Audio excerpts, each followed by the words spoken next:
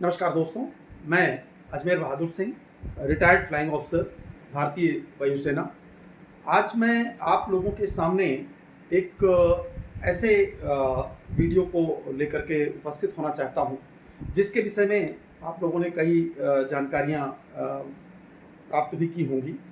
देखिए, जो अहमदाबाद से लंदन के लिए जो हमारा बोइंग 787 ड्रीम लाइनर जो टेक ऑफ कर रहा था, और टेक ऑफ करते ही 2 मिनट के अंदर वो क्रैश हो गया, और उसमें हमारे देश के और कुछ विदेशी भी जो 242 उसमें पैसेंजर थे, जिनमें से 241 पैसेंजर्स और क्रू मेंबर्स सहित 241 लोगों की जो ट्रेजिक एक्सीडेंट में मृत्यु हुई, और साथ ही जिस बिल्डिंग पे वो गिरा वहाँ पर जो लोगों की जान गई, उससे पूरे देश में लोगों के मन में बहुत ज़्यादा आशंकाएं भी हैं, आक्रोश भी है। और कुल मिलाकर के जो एयर इंडिया की जो शाख है, उस पर भी कुछ एक तरह का धब्बा लगा है। तो आज मैं उन्हीं सब बिंदुओं पर कुछ चर्चा करना चाहता हूं। मैंने इस दौरान कई मीडिया चैनलों पर भी अपनी बातें रखी हैं, और वहां पर दूसरे एक्सपर्ट्स के साथ भी लोगों के व्यूज़ हमने सुने हैं। इसमें बहुत तरह के व्यूज़ आ रहे हैं। हालांकि अब तक तो जो वॉइस डाटा रिकॉर्डर है और फ्लाइट डाटा रिकॉर्डर है, उसकी रिकवरी हो चुकी है, और उसकी एनालिसिस शुरू भी हो गई है। और 10 दिन के अंदर ऐसी उम्मीद की जाती है कि अगले 10 दिनों के अंदर ही कुछ प्रीलिमिनरी चीज़ें निकल करके आ सकती हैं। लेकिन जो शुरुआती दौर पर देखने में महसूस हुआ, वो ऐसा एक्सीडेंट कैसे हो गया। इतना सेफ एयरक्राफ्ट, जो कि एक अपनी तरह का एक बहुत ही सेफेस्ट और बहुत ही उन्नत किस्म का एयरक्राफ्ट है, और वो एकाएक टेक ऑफ करते ही और 2 मिनट के अंदर वो ज़मीन पर वापस आ करके और एक बिल्डिंग से टकरा जाता है और आग के गोले में तब्दील हो जाता है। तो इसके पीछे एक्चुअली कारण क्या रहा होगा, इसी विषय में हम कुछ आपसे चर्चा करना चाहेंगे। थोड़ा समय लगेगा। आपसे एक और गुजारिश करेंगे कि आप इस हमारे चैनल को सब्सक्राइब कर दें और लाइक और शेयर करें। कृपया सब्सक्राइब करना ना भूलें, क्योंकि ये आपका छोटा सा एक एक्शन हमारे लिए बहुत बड़ी जो है मदद करता है। देखिए, बात यह है कि जब शुरुआत में हमने जब वीडियो को देखा, वो एयरक्राफ्ट को टेक ऑफ करके और ज़मीन को छोड़ता है, छोड़ने के बाद वो अपनी हाइट गेन करना शुरू करता है। लेकिन 650 फीट तक हाइट गेन करने के बाद वो एकाएक नीचे आना शुरू हो जाता है, और वो आकर के आगे एक जो हॉस्टल की बिल्डिंग है, उस पर टकरा करके और आग के गोले में तब्दील हो जाता है। तो प्रथम दृष्टया देख करके मैंने पहले दिन ही ये कहा था कि ये लॉस ऑफ लिफ्ट का मामला है। इसमें एयरक्राफ्ट में जो लिफ्ट गेन करनी चाहिए, एक्चुअली हवाई जहाज पर 4 फोर्सेस काम करते हैं, जो एक लेमैन को जानने की आवश्यकता होती है।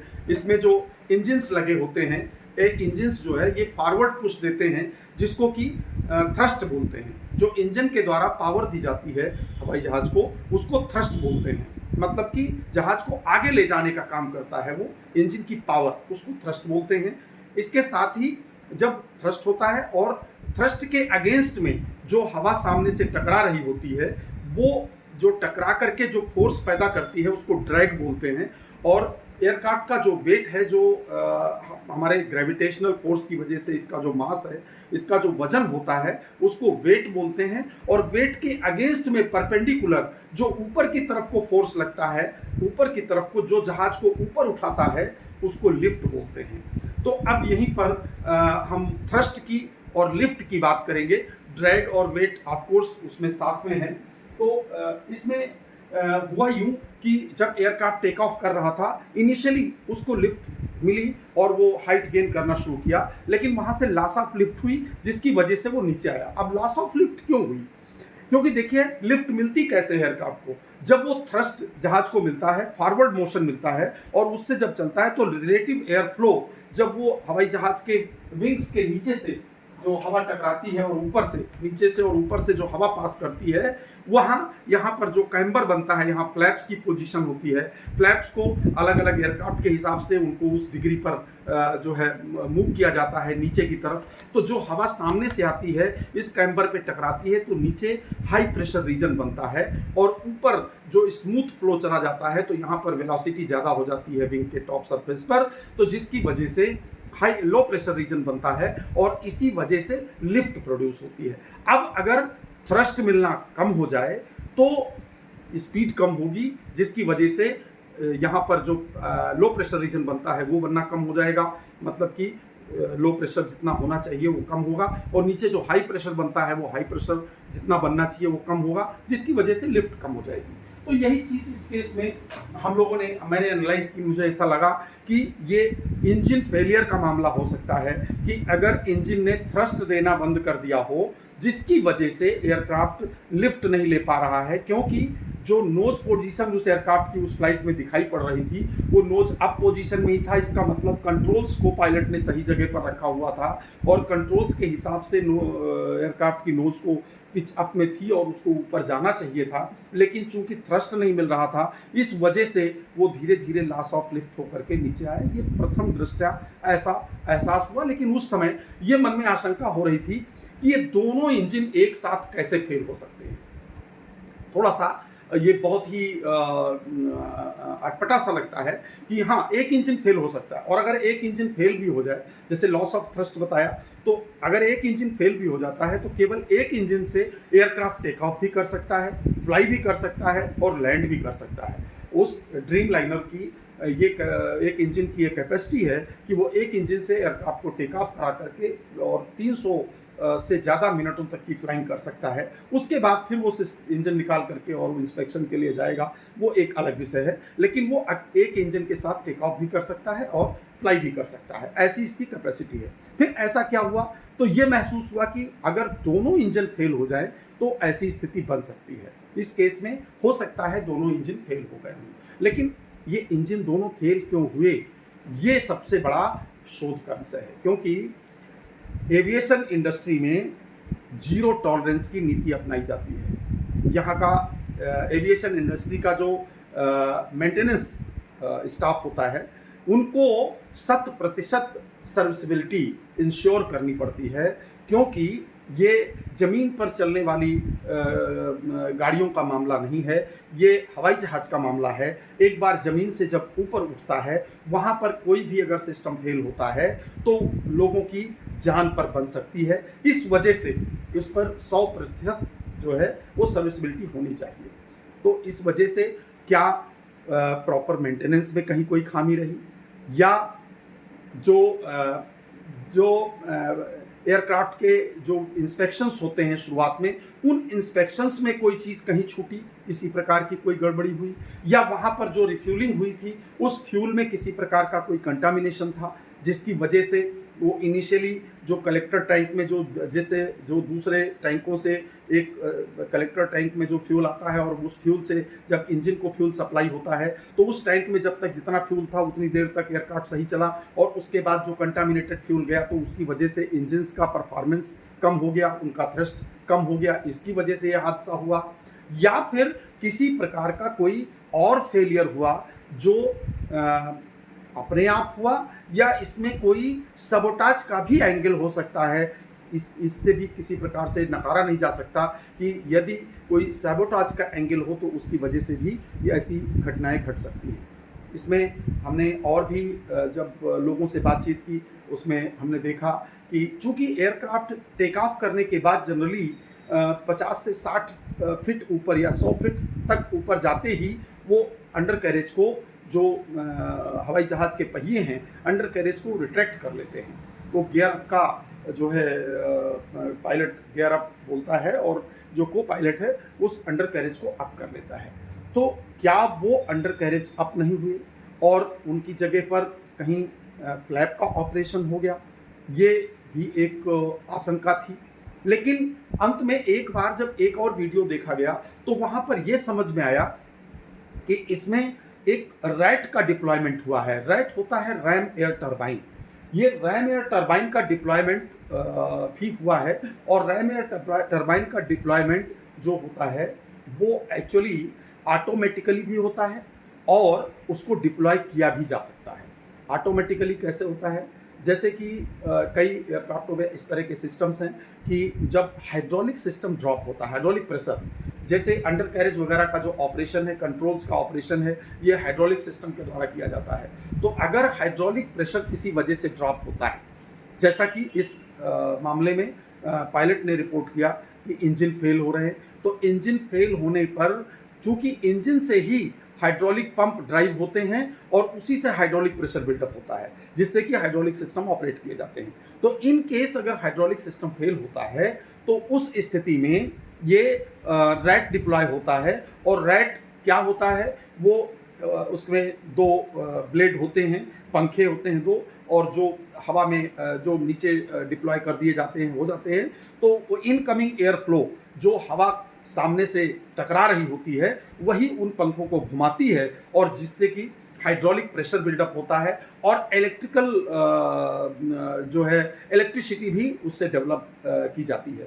तो जनरली जो ये रैम एयर टरबाइन है वो हाइड्रोलिक प्रेशर और इलेक्ट्रिक सप्लाई को जो है देता है इन केस अगर इंजन फेल हो जाए, क्योंकि जब इंजन फेल होता है तो उस समय ना हाइड्रोलिक पंप रन कर पाएंगे जो इंजन से ड्रिवन होते हैं, और ना ही इलेक्ट्रिकल सप्लाई मिल पाएगी। तो उन दोनों को रेस्टोर करने के, बहाल करने के लिए ये रैट डिप्लॉय किया जाता है। ये ऑटोमेटिकली भी हो सकता है और इसको पायलट के द्वारा मैनुअली स्विच ऑपरेट करके डिप्लॉय किया जा सकता है। अब इस केस में क्या हुआ है, क्योंकि बहुत ही कम समय में सारे ऑपरेशंस हुए हैं, तो किस तरह का, किस लेवल का पैनिक कॉकपिट के अंदर रहा होगा ये समझने की चीज़ है। क्योंकि अगर यही इंजन्स का फेलियर या थ्रस्ट का लॉस अगर कुछ और समय के बाद होता, जबकि वो एयरक्राफ्ट कम से कम जो है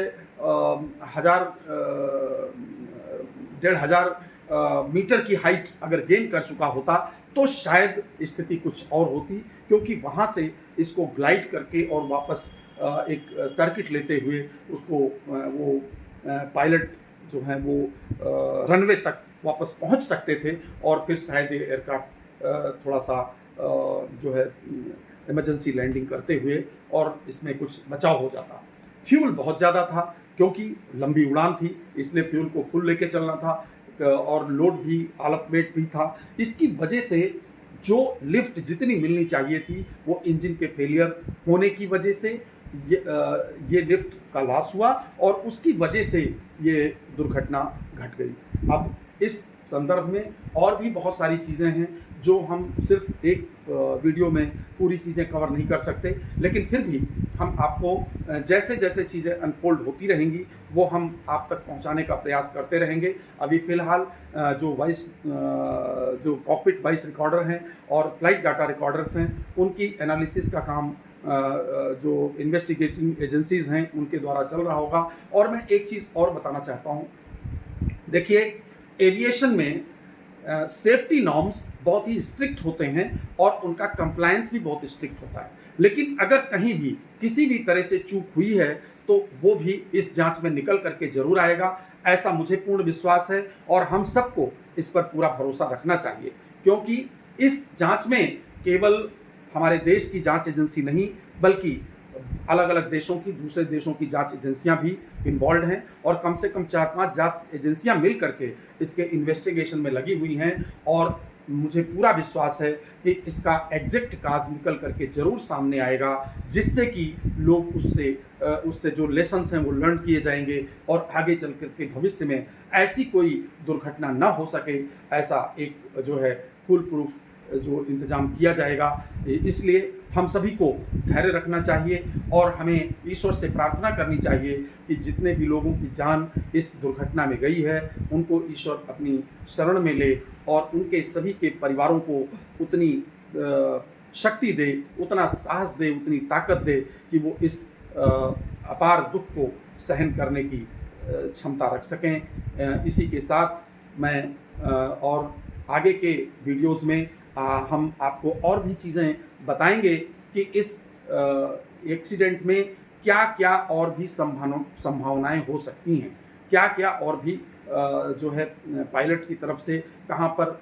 क्या और किया जा सकता था, क्योंकि देखिए जब एयरक्राफ्ट अपने स्टार्टअप से पहले प्री स्टार्ट चेक्स होते हैं, उन चेक्स से काफ़ी चीज़ें समझ में आनी चाहिए। अगर कहीं कोई गड़बड़ी होती है तो उसी के लिए प्री स्टार्ट चेक्स होते हैं, पंप्स वगैरह के चेक्स किए जाते हैं कि वो प्रॉपर फंक्शन ऑपरेट कर रहे हैं या नहीं कर रहे हैं। उसके बाद जब एयरक्राफ्ट स्टार्टअप किया जाता है तो स्टार्टअप के समय से लेकर के उसको टैक्सी आउट करने तक भी सभी जो इंस्ट्रूमेंट्स हैं उन पर पैरामीटर्स पे नज़र रखी जाती है। और उसके बाद में लाइनअप में जब एयरक्राफ्ट जाता है रनवे एंड पे, लाइनअप से लेकर के और जब वहाँ से वो फाइनल्स पे जब एयरक्राफ्ट वहाँ से रनअप स्टार्ट करता है तो वहाँ से लेकर एक गो नो गो का एक पॉइंट होता है। वो इसीलिए गो नो गो का पॉइंट है, V1 बताया जाता है, स्पीड होती है एयरक्राफ्ट की V1 तक, जहाँ तक जब पहुँचते पहुँचते एयरक्राफ्ट में ये एहसास हो जाता है इतने एक्सपीरियंस्ड पायलट्स को कि हमारे जहाज़ में कोई गड़बड़ी तो नहीं है। अगर कुछ है, कहीं भी पावर लॉस हो रहा है या सफिशिएंट पावर जिस आरपीएम पे मिलनी चाहिए वो नहीं मिल रही है, तो उनका एहसास करते हुए या किसी प्रकार से हाइड्रोलिक प्रेशर्स या अदर पैरामीटर्स कोई ड्रॉप हो रहे हैं या उस लेवल तक नहीं पहुंच रहे हैं जिस लेवल तक उस पर्टिकुलर आरपीएम पे पहुंचना चाहिए, तो वहीं से पायलट डिसीजन लेते हैं कि इस फ्लाइट को टेक ऑफ किया जाए या इसको अबॉर्ट किया जाए। तो वो डिसीजन ना हो पाना, और एक और चीज़ समझ में आई है कि इस पर्टिकुलर एयरक्राफ्ट ने सामान्य से अधिक लंबा रनअप लिया है। अब वो रनअप क्यों लिया है? क्या लेट जो है स्टार्ट किया गया था इस वजह से रनअप लंबा हुआ, या वास्तव में एयरक्राफ्ट में कुछ जो थ्रस्ट का वेरिएशन है वो रनअप के टाइम ही उस गो नो गो पॉइंट तक पहुंचते समय तक ही कुछ हल्का फुल्का एहसास होने की संभावना थी। अब ये सारी चीज़ें जो पैरामीटर्स जब उसमें से निकलेंगे, इंजन पैरामीटर्स और अदर पैरामीटर्स जब जो फ्लाइट डाटा रिकॉर्डर है उससे जब एनालाइज किए जाएंगे तो चीज़ें समझ में आएंगी, और तब हम लोगों को ये एहसास पता चलेगा कि हाँ वास्तव में ये क्या हुआ। ये घटना बहुत ही दर्दनाक और बहुत ही अभूतपूर्व थी, और हमारे जो एविएशन के हिस्ट्री में ये एक बहुत बड़े बड़े हादसों में से एक हादसा है जिसमें बहुत बड़ी जनहानि हुई है। इसके लिए हम सब दुखी भी हैं और चिंतित भी हैं, और ये चाहते हैं कि जिस घटना का, इस दुर्घटना का सच ज़रूर हम सबके सामने आना चाहिए। इसके साथ ही आप सभी को बहुत बहुत धन्यवाद, और जाते जाते मैं एक बार फिर से रिक्वेस्ट करना चाहता हूं कि कृपया मेरे इस YouTube चैनल को सब्सक्राइब कर दें, जिससे कि हम और भी दूसरे वीडियोस आप तक पहुंचाते रहें। नमस्कार, जय हिंद, बहुत बहुत धन्यवाद।